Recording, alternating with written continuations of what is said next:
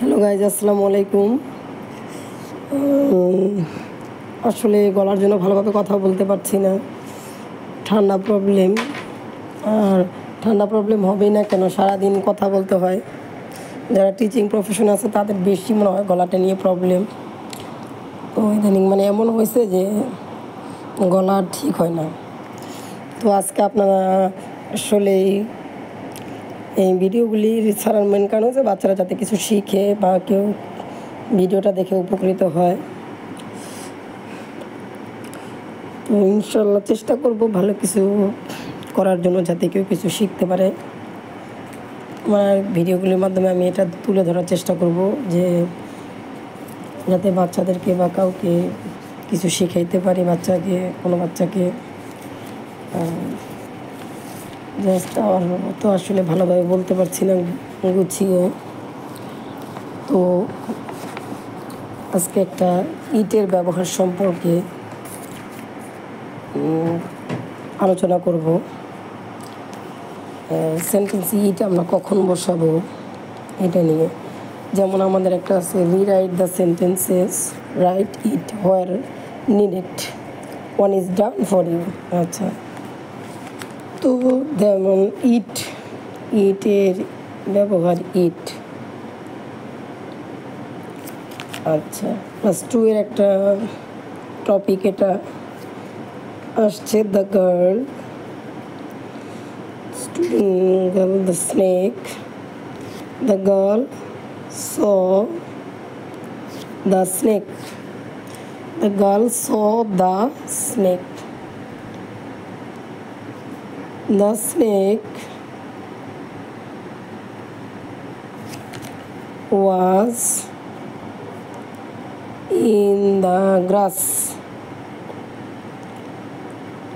এটা যে বালিকাটা কি দেখেছিল? একটা সাপ দেখেছিল। The snake was in the গ্রাস। সাপটা কোথায় ছিল?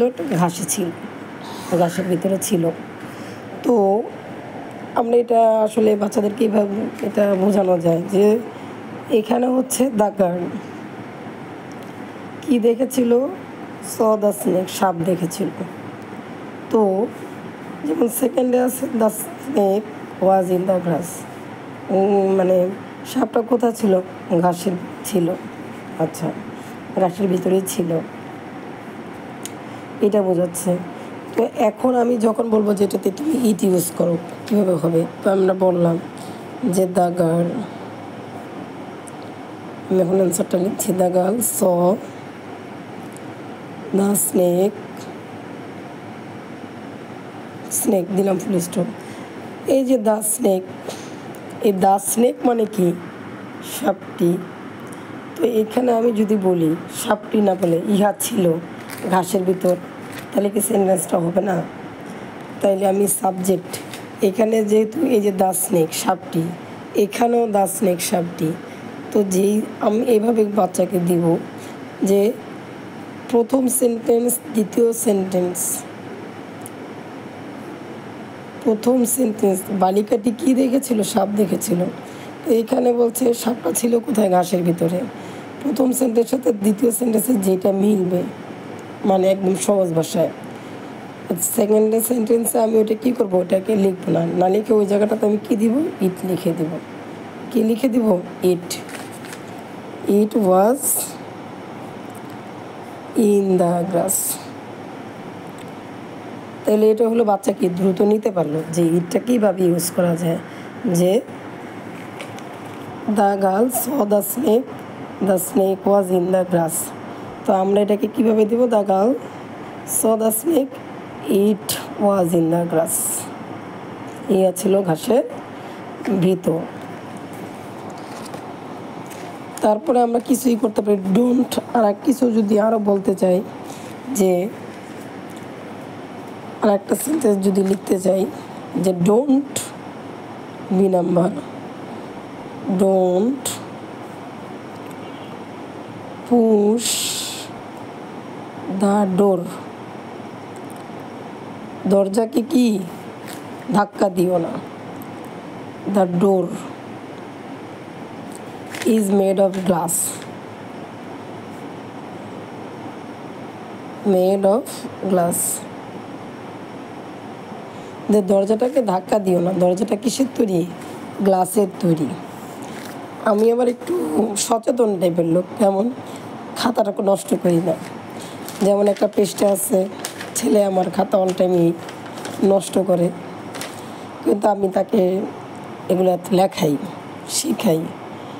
এটা আসলে কি কিপটা না, আমি ওকে বোঝানোর চেষ্টা করি যাতে ও অপচয় জিনিসটা না করে।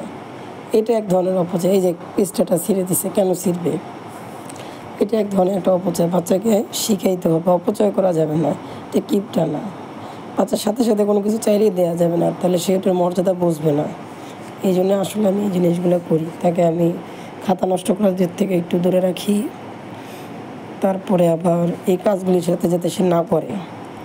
আচ্ছা, এখানে বলছে, যেমন বললো, ডোন্ট পুশ দ্য ডোর, দরজা ধাক্কা দিও না। The door is made of glass, দরজাটা কিসের তৈরি? গ্লাসের তৈরি। তো এখানে বলছে দ্য ডোর, এখানে হচ্ছে দ্য ডোর। তো আমি এখানে দ্য ডোরের পরিবর্তে কি ইট বলতে পারি না? কারণ ইট যদি আমি এখানে বলি, ইট ইজ মেড অফ গ্লাস, যে ইহা কি? কাচের তৈরি। কারণ প্রথম তো আমি বলে দিয়েছি যে দরজাকে ধাক্কা দিও না, দরজাটা কাচের তৈরি। তাই এই সেন্টেন্সে আমরা কেন বলবো the door is made of glass? এটা না বলে যদি বলি ইট ইজ মেড অফ গ্লাস, ইহা কি তৈরি? কাচের তৈরি। এটা কি বলা যায় না? অথবা আপনি বাচ্চাকে এইভাবে দিব যে এখানে প্রথম সেন্টেন্সের সাথে দ্বিতীয় সেন্টেন্সে যেটা মিলবে এখানে ইট বসায় দিবা, তুমি ওই জিনিসটা না লিখে এটা। কিন্তু সেকেন্ডে আমরা কি বলবো, যে প্রথমে তুমি বলছো যে কাজটা তুমি করো না, এটা করো না, তখন ওটার পরিবর্তে তুমি ইট ইউজ করতে পারো। যে ইহা, ইহা বলতে তুমি প্রথম সেন্টেন্সে যে জিনিসটা করেছো, যে জিনিসটা না করছো, যে জিনিসটা হ্যাঁ করতেছো, ওই জিনিসটাকে বোঝাচ্ছে। এই জন্য এখানে ইট ইউজ করা হয়েছে। তো আমি কি লিখবো? Don't push the door, it is made of glass. বাস এইভাবে আমরা বাচ্চাদেরকে ছোটোকাল থেকে, যদি যেহেতু ক্লাস 2, 1, 2 শিশুর বাচ্চাদেরকে তো আর ওরকমভাবে 6, 7 সিস্টেমে যাওয়া যাবে না। ওদেরকে আস্তে আস্তে গ্রামারের দিকে কী করতে হবে? আগায় নিতে হবে। এভাবেই আস্তে আস্তে একটু করে করে দিতে দিতে ওরা গ্রামারটার দিকে ইনশাল্লাহ কী হবে? এগিয়ে যাবে। সেটা কিন্তু একদিনে হবে না, 2 দিনে হবে না, একটু একটু একটু করে করে আগাইতে হবে। এই জন্য বাচ্চাদেরকে গ্রামারের প্রতি বিশেষ নজর দিতে হবে, কারণ গ্রামারই মেন।